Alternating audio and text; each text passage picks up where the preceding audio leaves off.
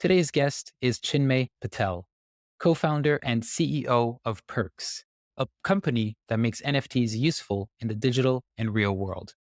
Having worked and partnered with major brands like Playboy, Budweiser, and Shopify to integrate and use digital collectibles, PERCS is on a mission to onboard 1 million brands to Web3. We explored the differences between current Web2 fan engagement systems versus Web3's, whether we're living in a hype bubble, and how brands are going to onboard the masses. Enjoy. Absolutely. So personally, I come from a tech background. So let me give you a little bit of history about where I come from. So I came to Canada as an immigrant. It's a standard immigrant founder story. I studied here, then got into startup land. I worked for a corporation for a little bit, and then I realized that, oh my God, corporation's not for me at all. And then I started exploring, hey, what can I do in startups? I've been very fortunate with working with some amazing founders in the Toronto ecosystem and learned a shit ton of deals from them. And then in 2015, 16, I started my own company. My first company was around creating developer tools, and that failed horribly within the first 12 months. Like we had a great product, received great feedback, we started receiving some level of traction, but what we realized right away was developers don't pay. So that was my first biggest lesson. Like I'm a developer, but how did I miss that? I don't pay for developer tools. Why would I expect somebody else to pay for the developer tools? So that was the big aha moment for myself, like a reality check saying, hey, building is one thing, adoption is second, and then scalability is the third. And those are the values that I'm trying to incorporate to Web3 as well. After that failed startup, it's the same company that converted into some agency work. We had a great team. We had like 4 developers. We were building and helping each other as part of the company, and we started helping out bigger brands and build an agency of up to 20 people. And in 2017, we got into blockchain super early in the context. One of my friends reaches out to me and says, "Hey, can you help me with this uh, debugging with XYZ language?" And I'm like, what is the language? Like Solidity. Being a developer, I'm like, I don't care about what language it is. It's more about let's just try it out.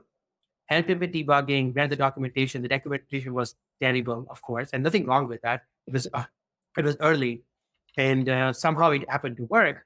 And then I helped my friend, and suddenly I'm like, so what is this? Like, tell me more about what Solidity, Ethereum, and everything is. He explained me, and I'm like, huh, that's a terrible database. Think about a database that cannot do more than X amount of transactions per second. Why wouldn't they use like BigTP or whatever the database that famous database at that time was? My favorite at the time was Postgres. But right away, uh, in a week time after researching, I'm like, oh, it's not about the speed.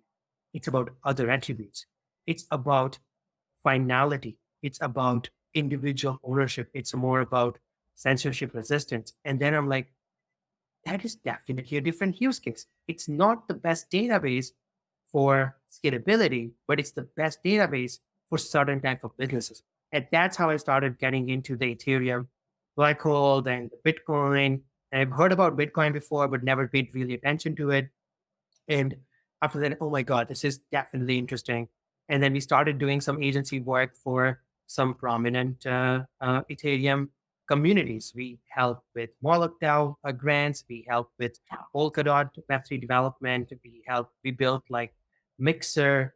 Uh, we built this Mixer at the same time Tornado Cash did. We didn't go live because we were worried about financials and regulations. And gladfully, we did not continue that route. My personal belief is the developer should not be accountable for the software that was launched. It's about the usage, not about the developer. At the same time, I know that I would not be able to prove that if I launch this publicly. So we did not go live with that level of Mixer. We did it in a service and moved on. But we were super early in terms of zero knowledge proof development in 2018, 19. So we did all of that and then realized that, oh my God, this is where the future is. We dropped all the different type of clients and started focusing heavily on blockchain and did a lot of work in the coming years. Come 2021, we get tired of running the agency work. And then luckily some of the project that we helped with, we got paid a little bit in tokens, it groaned, and we could take a few years off, like a couple of years of off for the founders and then focus on something else in our lives.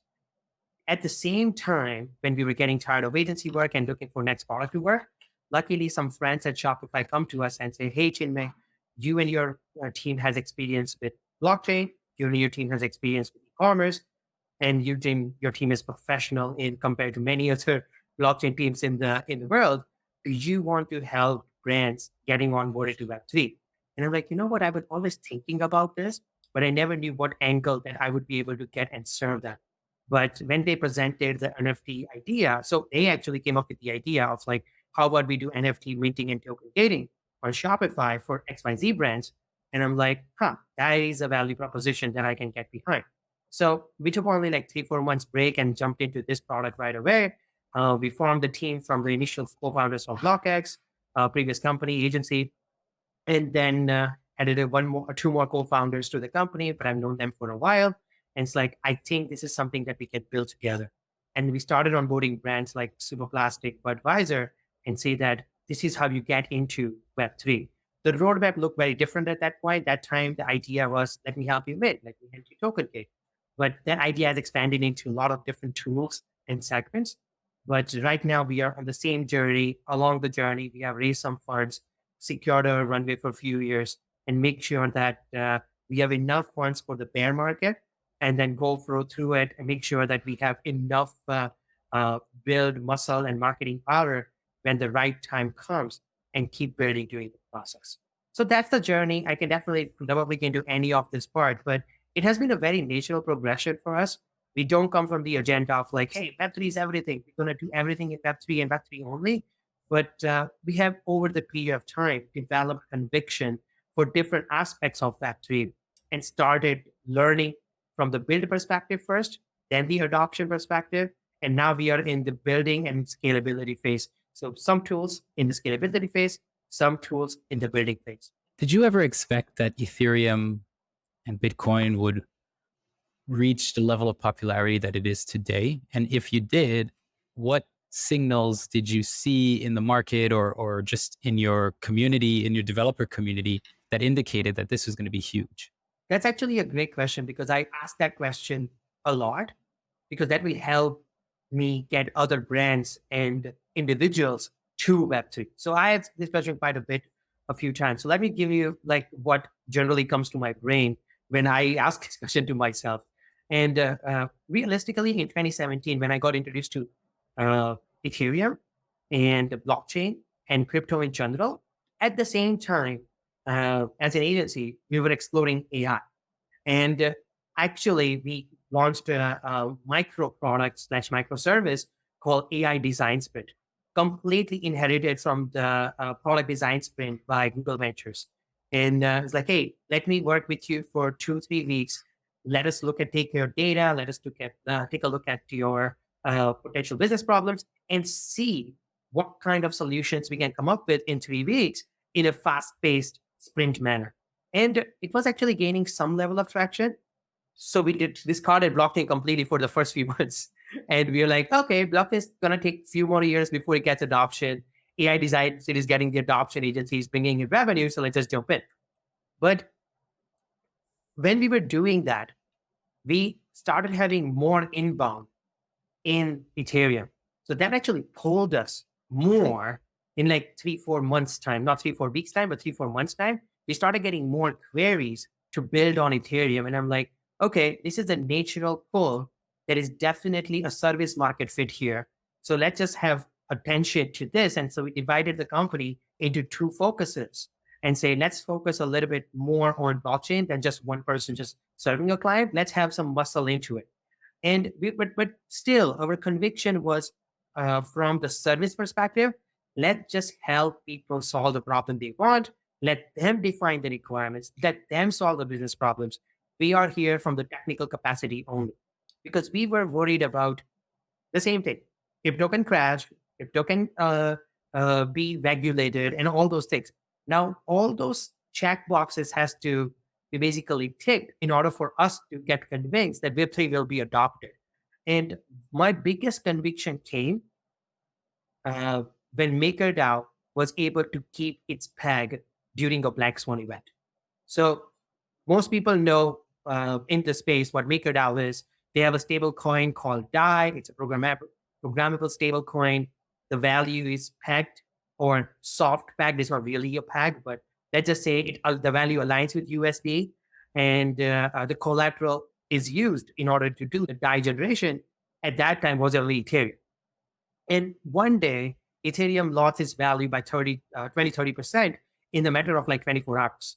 And at that time, after 2 days, MakerDAO stablecoin token DAI persisted its one USD peg. And when that happened, I'm like, oh my God, this is actually working. Like, no matter what the fluctuations are, it is actually working. And that's why my first major use case for blockchain was DeFi. That I'm like, no matter what happens, no matter where any other use case goes, DeFi is here to stay. The period. And that's when I'm like, boom, this is great.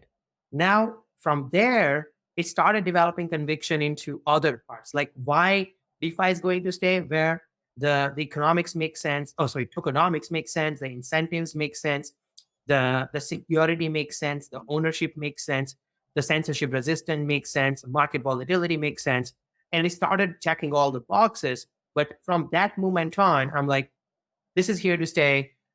Literally within a week of time, we are migrating all our resources into blockchain than AI related stuff. We kind of shut down the AI part of that agency and completely focus on blockchain. So that was my biggest conviction. And after that, there are lots and lots and lots of different proof points that come along. We can go into that journey, but this was my biggest aha moment. I'm like, it's here now and it's going to survive, period. That's the company called PERCS, right? That Oh, service. sorry. Right? That was the previous company called BlockX Labs. My bad. Okay, BlockX Lab. And then how did Yeah. PERCS come about? So PERCS came about in the year 2021 when we were getting tired of running the agency. Like it requires certain level of like grind, and we were getting, oh my God, this is not servicing clients. It's like cyclic. Whether we are building something for someone else, we don't see the upside consistently, and we were just in the process of uh, basically putting BlockX on hold. And that's when Shopify reaches out and say, hey team, if you want to continue working on BlockX, we can provide it. And we're like, we kind of not working on BlockX in that context, but let us explore a new product opportunity. And that's when PERCS came about. And then we reformed a new company with new founders and everything. And that's when the idea of PERC came. And the name PERC, it's again a play on the ERC and the PERC as in PERK. And we just try to combine it because we knew it's all about utility from day one. Before even anyone started talking about loyalty and utility, we were like, it has to go in this direction. We never called it loyalty because loyalty is just the label and there are lots of underlying tools that needs to be built, but it's all about perks and utility that brands need to provide in order to create engagement. So that's the direction we went. And at PERCS, one of your ambitious goals is to onboard, you have 1 million brands into Web3 on your website. Yes. So first of all, why do you want to onboard 1 million brands into Web3? And why is that an important goal worth pursuing? Again, great point. We ask this question ourselves all the time, consistently, because we are very skeptical people and we make sure that we have reasons to do anything that we do, and how we develop the conviction to bring in million brands. So we compare blockchain with internet. This analogy is presented dime a dozen times, but we look at from the adoption perspective. So if we look at the amount of wallets created and compare with amount of emails created, where email and wallet both represent a user identity, I think we are onto something. With that particular logic, the adoption of email curve is actually surpassed by adoption of wallet curve. So if we are creating more wallets than we were creating emails. With that mindset, it's just a matter of time when brands start targeting these wallets just as they are targeting emails. So entire ecosystem needs to be built around this. So whether you call token gating, whether we call Web3 messaging, whether we call Web3 social, whether we call Web3 like ownership media, which is minting, whichever direction you go, it has to happen. It's just a matter of time and reducing friction from the user side and from the brand side. One more data point is some people have claimed, and again, there are different reports saying different numbers, but let's just assume that the reports are correct. There are roughly 100 million wallets out there in the Web3. And this data is roughly 2 years old. So let's assume that is correct. Half of them are not active, half of them are active, standard rule. So let's say 50 million.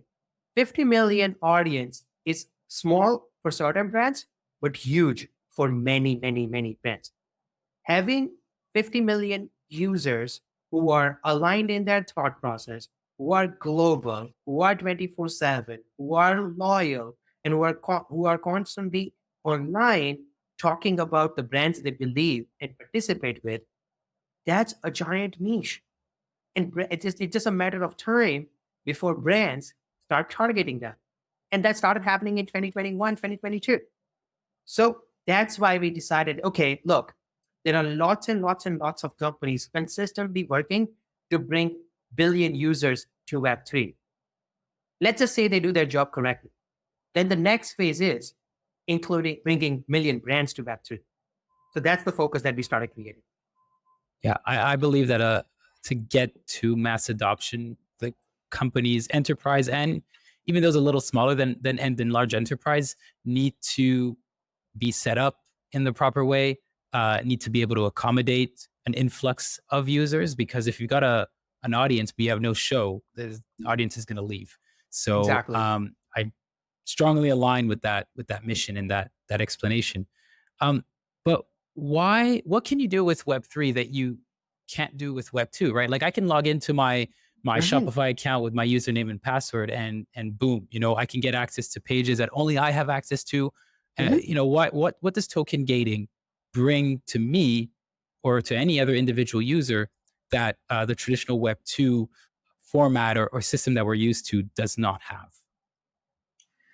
That's amazing. And this is the crux of the entire conversation. What does Web3 bring to the table that current user flow doesn't? And if there is not a revolutionary ROI, like 10x ROI, why would a user or a merchant move from their comfort zone to something completely having a terrible UX and UI? So there has to be that incentive for them to move. So to answer your question, number one is users want to control their information. And it's not that all of us want to, but some of us want to. And that's why we have to double click into the philosophy of Web3. Many people think that Web3 is about banking the unbanked. It's more about ability to basically screw or basically ignore the government of the bank and say, I can basically do my own banking, or screwing Facebook and say, I want to control my own data. It's partial truth. The way I see it, it's more about having the ability to control whether you want to do it or not. So I don't always want to control my money, but there are cases where I wished I did.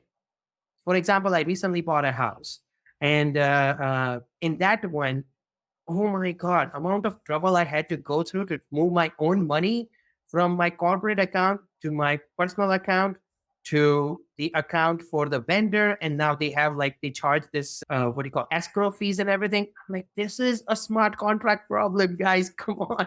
This is not a hard problem in blockchain. If you just allow me to do everything in a stable coin, my life would be so simple.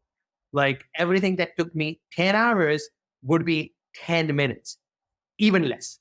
So point I'm trying to make here is I don't always want control, but when I need it, I should be able to control is the ethos of Web3. There are certain people who will need more control on more consistent basis. There are some people who will need control on a very fewer times. That's the ethos of Web3. Sorry, go ahead. You have a No, no, question. no. Please continue. Yeah. So I was actually trying to remember the question. So it's better if you ask the question actually. So it's just around like the whole question around why Web3. When I talk to Web3 Right. people, because I'm not a developer, I'm not a technical guy, Yes. but I do believe in the tech and I do read up about it because I try to say, okay, here is what the technical people were building. Here's what they're trying to build. Now, for me, who's a little closer to the average user side, what does this Mhm. mean to me and how can I understand this technology a little better? So as someone who is a believer in Web3, I do see the value. But when it comes to the execution side of things, when it comes to telling, my parents, your parents, everyone else who may not have an interest or even the time to explore Web3 and what it means and what it can do, why Mhm. should they why should they care, essentially? So you mentioned the choice, right, around the Yep. option to choose if you want to control your data, if you want to control your money. Are there Mhm. other really strong use cases or things that you're seeing or building at Perks Mhm. that will make the user say, okay, now I get it, this makes sense? Yeah. So there are two parts, right? Like there is users and there are creators slash brands slash businesses, right? So there are two audiences that need to adopt a certain technology for it to work. So in this case, user is more about ability to control, ability to express themselves freely, ability to share what they want to without any kind of restriction, censorship resistant. So that, and when they want to, it's not about every single time. Like I'm not going to complain about banks all the time, but sometimes I do, and I want it to not be censored when I talk about it. So sometimes. So that's the user side of it. The merchant side of it, the business side of it. The reason they would like to also participate in this economy is because they also want the control to have a direct engagement with their audience. Right now, there are so many cases in the past where brand moves from one social media to another social media and they lose complete followership, or they are forced to move. And at that time, the impact on their professional and personal life can be devastating. So, right now, brands want to create a direct channel to their consumers. The only way they can do right now is with emails, but email has been a complete disaster in terms of spam control. Web3 promises to move away from it. There are ways in which Web3 messaging, whether we talk about XMPP, whether we talk about push, whether we talk about other protocols, they promises that if you don't subscribe to an email, there is no way you can receive the email. And there are lots of ways to do that. And that relationship is not tied with one media company or with anyone else. That relationship is directly registered on chain so that brands can have a conversation with their audience. All right. So with the rise of Web3, and like all these types of blockchain integrations and use cases, some still might say that we're still in a bubble. This has not been Mhm. proven in a long enough time frame to say that it's here to stay. So, how would you respond to those skeptics? And why do you believe in Web3 so much that it's going to stand the test of time and it's going to still be around for the next 5, 10, 20 years, maybe? So again, this is because we raised funds, we had to answer all these questions to our investors as well, because most of them are from Web3, but some of them are not. But we wanted them for different reasons. That we want skeptics in the team as well, so that we can always have two sides of the perspective. So yes, there is a slight chance that Web3 would evaporate, and we have one of the founders actually outside of Web3, and he brings this up all the time, like every single meeting that we have. Every 3 4 months, like a founders meeting, a major one, it brings up like, are we there yet? Are we is there a potential that this can break down? So we have internal skeptics to make sure that we are checking consistently. And after every debate, Web3 will survive is the common understanding that we come out with. And think different ways where Web3 can, like, let's think to the scenario of what happens when Web3 is going to die, right? So let's talk numbers wise. Bitcoin price is at $10, and that is like 1000x or probably less than that. And I can see you smiling already. Means that is a buy opportunity. That's how our buyers are. I see the smile. That's what I mean, right? That's how brains are wired. Like we see it as a buy opportunity. So financially, Bitcoin going to zero. I actually read this particular line, which is very interesting. Uh, it's very highly likely that Bitcoin goes to 100,000, then zero. So, and most people agree with this mindset. Now, is it going to touch a million? Is it going to 100,000 within a month, within a week, within years, within 10 years, within 100 years? I'm not speculating that. I don't know. But what I'm trying to say is financially, Bitcoin going to zero is pretty much negligible. Bitcoin can be replaced, not killed, if you know what I mean, right? So that's what it comes down to. So that's number one. Now let's talk about the adoption wise. Can Web3 really go to zero in terms of adoption? Well, Web3 has very interesting fundamentals that internet should have had if internet was not completely owned by few corporations, like transparency, control of your own data, uh, censorship resistant. I mean, everyone can talk freely about whatever their opinions are. That's how Web3 is. So even the terms will change. So first it was crypto, and then blockchain, not crypto, that came up, and then people started talking about it's all about NFTs, it's all about loyalty. Right now, people are saying it's all about Web3. Same. It will keep rebranding until we will have a word called internet, because internet also went through same level of rebranding. It was HTTP, then HTTPS. Even before that, they were like, it's all about email. So SMTP. Before that was like, it's all about TCP IP. Before that, it was more about like 7 layers of networking and then how packets and everything will move. So it's more like a packet sender and everything. So internet went through the same, what we call marketing and rebranding before it said internet. And internet also became like media, social media, mobile, and everything else. It will keep rebranding. I think this is just a rebranding of that. So again, Web3 can be replaced, rebranded, cannot be killed. As long as that stays true, I personally don't care because the same fundamentals will survive. People will want to control their whatever they can control and have an option to control. And brands would like to have a direct connection with their audience. As long as those fundamentals survive, I personally couldn't care less. As I explore more about Web3, I realized that digital ownership Mhm. is such a foreign concept. Like Yes. to the everyday person. Like just forget the the how do you build this question, the technical question, but as a human, we Mhm. understand that we have human rights, and that we can grasp that.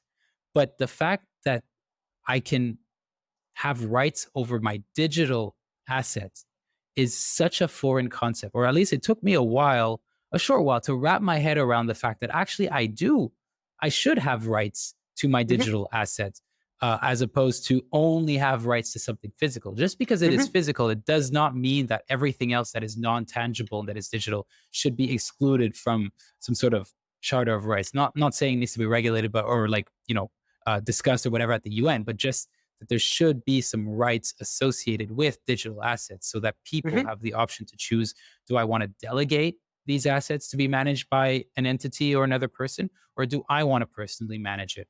And I feel like there's a level of education maybe that's going to need to happen with people, Mhm. or and I'm curious to hear your perspective, is this something that builders are going to need to build on the back end so that it's just seamless and we skip over that education piece? No, education has to happen. But I don't think the education is going to happen from, hey, this is the NFT or this is the collectible that you can own, because people already think that they own it. And that problem already exists in physical world. So think about it. When you buy a property, let's say a piece of land, do you really own it? You actually, in legislation, in for many countries, the government grants you to own that particular piece of land, but can take it back whenever they want. And whenever they want is defined fuzzy. And I'm talking about in general, certain areas, certain countries, every country is different. All those aspects applied. But what I'm trying to say is when I buy a house or a land, I have a feeling that I own the piece of land. Now, I'll give you a funny incident. When I buy the house, how do I know I own the piece of land? And what up to what height do I own it? Do I own up to like 2 stories, 3 stories, 100 stories throughout the sky? And that was actually a case. I don't remember the exact case and everything, but it was along the lines of when there were like aeroplanes being built, and because the aeroplanes were making too much noise, some people complained that I own this piece of land, and then because I own from piece of land to the sky, anywhere in the sky, the planes are trespassing my property. And there was a funny incident, like a whole thing around it. Of course, they were allowed. Of course, there were aviation rules created around this. But what I'm trying to say is, even for physical properties, you assume that you owning something, you really own it. Like $10 that you own in your pocket is a granted by the government that you own this $10. And because government backs it, there is value attached to it. Otherwise, there is no real value attached to it. So even for physical, we assume that we have something or we own something when we actually have a permission to own it. Same thing in digital. When I own, let's say I buy an icon pack or an emoji pack for my chat messenger, and I'm talking about 2005, 2006, when Yahoo launched their own messenger pack and the emoji pack and everything around that. When I bought it, it actually was only available to that particular brand. I cannot interoperably put it somewhere else. Same way, when I go to Facebook right now and I make a post, it's my post. That's how I think. Until I want to take that post somewhere else, or I want it to be taken down, or basically Facebook controls how that post can be used or not, then it suddenly clicks me. Oh shit, I don't own it actually. So digital ownership and physical ownership are the same concept. We tend to believe that things we create are owned by us, but in digital, it's very easy to prove that you don't. And the impact are more drastic, or I wouldn't say drastic, but it's more like impact is very, I would say, achievable by the other party very easily. Like if government wants to get rid of me from my land, it's a big problem. But Facebook removing a post or not giving enough exposure, they can do it silently and I wouldn't even know that.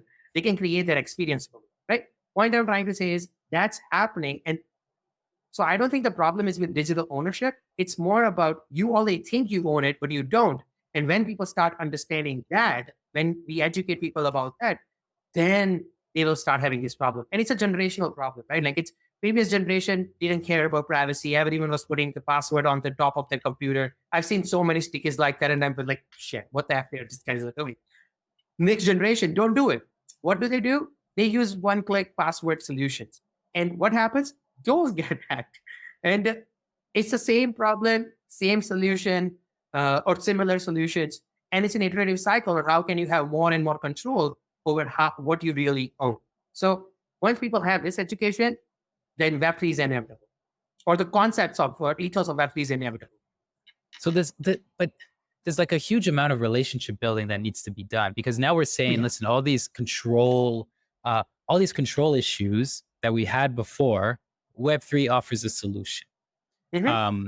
Now, how can brands, let's forget, like I won't go into it, but I believe, governments are a business, but we don't need to get into that. But like every other, non-government entity that operates as a business, if the user now has more control over the data, how can brands establish a relationship built on trust and I guess mutual respect for each other's data in order to retain that customer?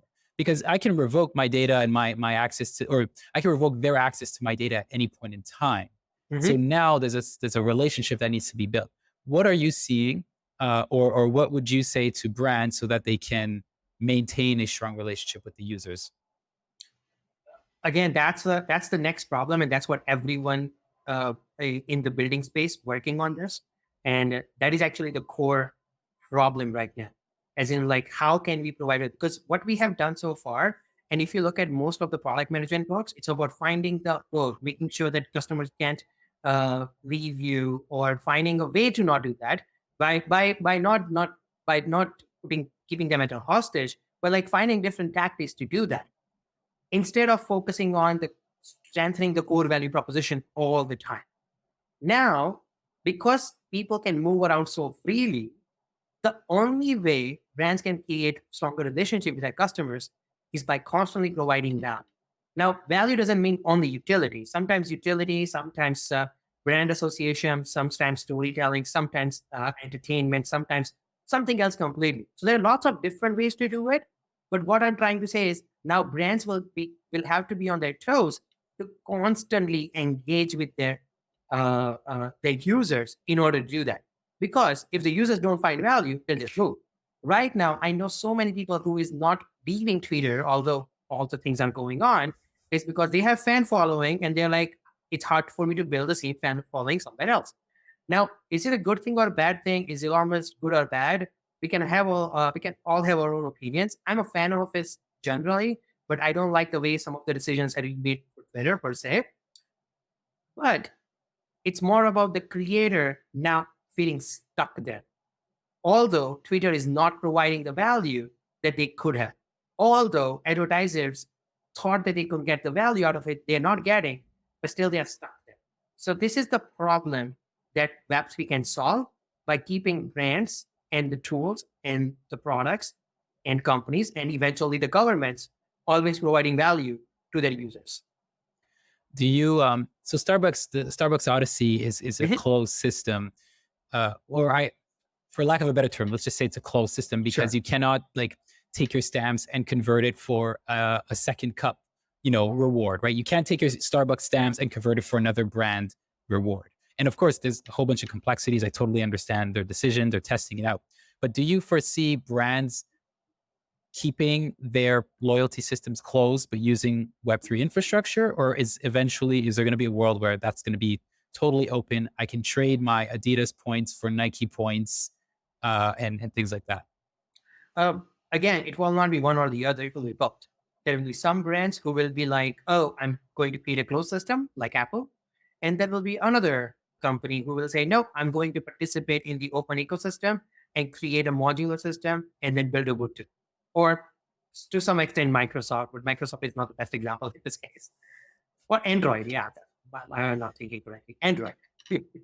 Yeah, that I like that, and what I'm really looking forward to is a couple of years ago, like and they didn't even use Web3 to do this, but Burger King had this campaign where where you had to go near a McDonald's and scan it or whatever, and you would unlock a coupon for a $1 Whopper burger.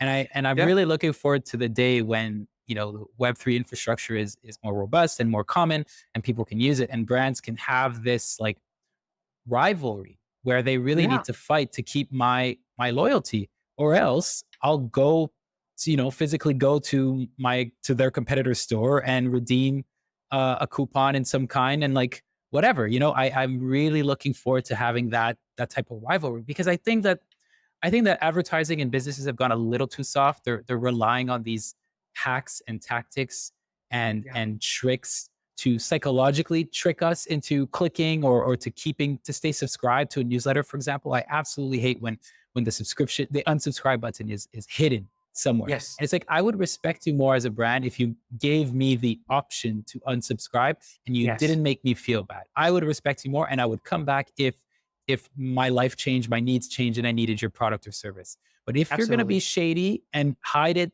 somewhere and do something weird with the unsubscribe button, I will never come back to you. No matter Yep. what is going on in my life, I will create the competitor, right? Like, like that, The that trust is that's just how broken, I right? think. Exactly. Exactly. And I would love if one day someone did a survey to see, are we a minority of people who think that way? Or does everyone really feel that way? Because that's a huge engagement data point. Like, I feel like brands would be like, oh wait, people do care about the unsubscribe button and things of that nature. We should maybe be a bit more honest in our practices. Yeah, again, I don't have the data on that, but anecdotal evidence is uh, in my family, let's say family of four, uh, uh, two are kids, so they don't care, they don't count. But between me and my wife now, she would not generally unsubscribe. She's like, oh, this is getting message because it's free.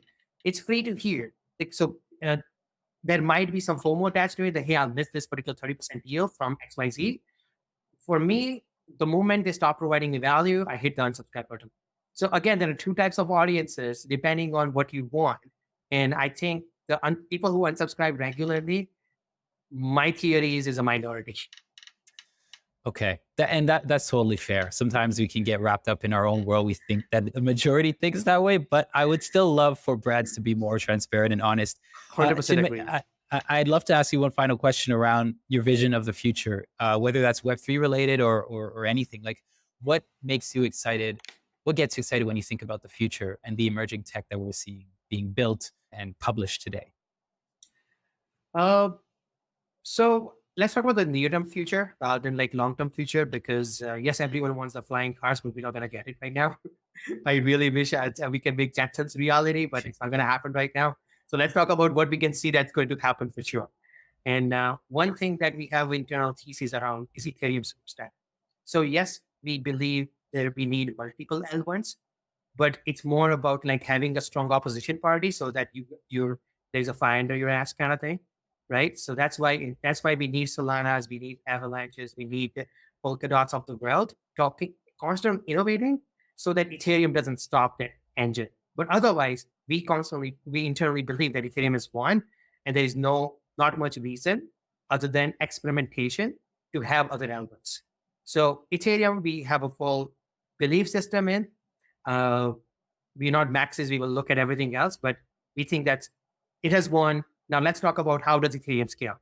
So we have looked at different aspects of Ethereum, different technologies, different business cases, different viewpoints, different adoption cycles, and come to an agreement that there is this Ethereum super stack, we call it internally. We need to probably brand it better and probably write something more about it, but we call it Ethereum super stack.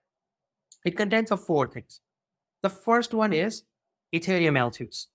So Ethereum L2s in general is all about either ZKP or optimistic rollup right now.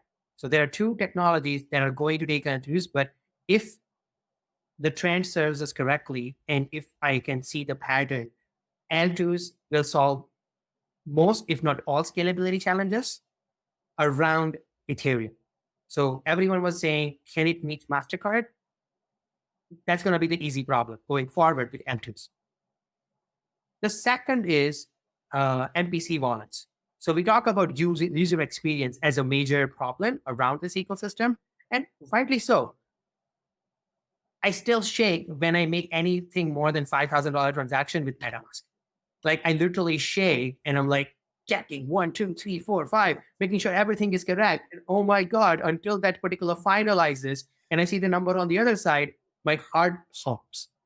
It's hard. It's hard as hell. And we need to improve this user experience. So the second one is user experience around MPC wallets. I think MPC wallets is multi-party computation wallets. They generally break down the keys into multiple chunks / shards, and those chunks can be hosted by you, your device, your services, whether it's Google, Apple, some other random third-party service that you believe more in. And it's not really custodian, but you need N of M. So 3 out of 5, 1 out of 4, 4 out of 10, N of M, people to bring those keys together in order to make a transaction happen. So in that case, I will be a little bit less worried because my transaction or my keys are verified or confirmed by few other players before something happens. So there are smart contract wallets that do that right now, like Gnosis Safe and stuff. But this is more about doing the same thing, but off chain. So before it even touches the blockchain, all those verification has happened. That's why MPC wallet presents a very unique opportunity to scale the user experience. The second around this is the same thing, account abstraction, which is solving the similar problem where users don't have to manage their private key, but these are on-chain accounts, like they are called smart contract accounts or smart accounts. The people are still rebranding this on a daily basis. So my theory is we should start calling this account and start calling everything else as a different name, like externally owned accounts, or there are names for them, and start calling this a regular account. So account abstraction allows that kind of fundamental where you can have email attached to an account, and now some third-party wallet can pay for your transactions and then create a gasless ecosystem around that. Is it really gasless? No. But does user have to pay the gas? No. So that makes the user experience a little bit more smoother. So if I want to transact something, I don't have to go through the hoops of creating an exchange account, then acquiring the local token, native token, then acquiring the transaction token, and then doing the token. This 4 steps become 1 step because account abstraction allows it. So that's the 4th step. Sorry, 3rd step. And the fourth item in the stack is Web3 messaging.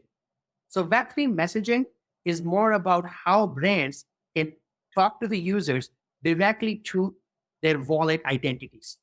And when they talk to their wallet identities, now they can create different use cases around, like, for example, all the use cases you see in email, like reach out to the audience, bring the user back to your cart if the cart is abandoned.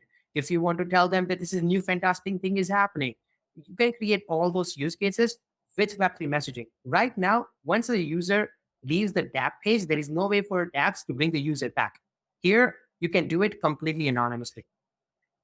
I said four items, but there is a fifth one, which is a bonus, which is, I think, is a substack of like the Web3 messaging, but Web3 social, which is not really an Ethereum super stack. But in general, I think due to market circumstances, there is an opportunity for an entire new Web3 based social ecosystems. And roughly, in air quotes, Mastodon has proved that there is a value. Threads has proved that there is a need, and their blue sky from Twitter or Twitter founders have proven that there is a need and there is a potential solution. And with all that, Lenster and Farcaster are proving that yes, you can build a solution. So, and they are getting a lot of traction. So that's my super, like, that's more like an adoption stack. It's not Ethereum related, but in general. So that's my future. This is what I'm paying attention to. And hopefully this comes true. This is awesome. Chinmay, thank you so much for your time and for sharing. I really, really enjoyed the conversation. So we're gonna have to have you back again in a couple months to see where we're. Hopefully, we'll be out of the bear market, but who knows? Whether we are or not, would love to have a part two of this. So thank you. Awesome. Thank you so much for having me, Evan. Appreciate it. Thanks. Okay, bye.